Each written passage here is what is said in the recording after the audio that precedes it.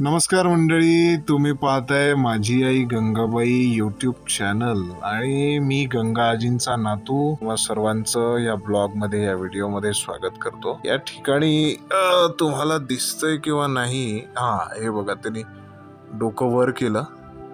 ते एकच नाही आहेत, असे भरपूर कबूतर जे आहेत माझ्या बिल्डिंगच्या अवतीभोवती आहेत।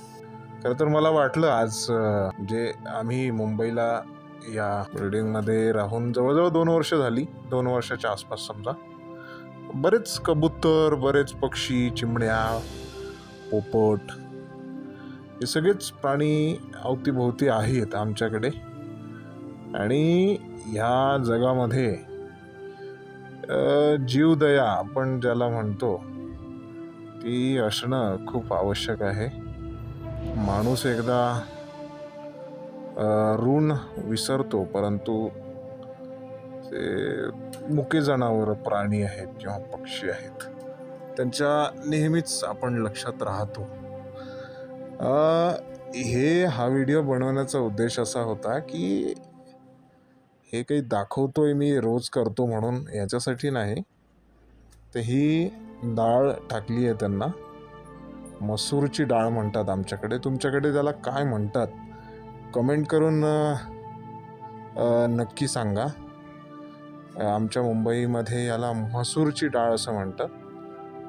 तर तुमच्या म्हणजे कमेंटमध्ये तुम्ही सांगा की तुम्ही कुठून हा व्हिडिओ पाहताय आणि काय म्हणतात। हे बघा, चिमण्या पण आलेल्या आहेत, कबूतर पण आहे, पोपट पण येतात कधी कधी। आणि आत्ता जे आहे उन्हाळा असल्यामुळे ना ह्यांना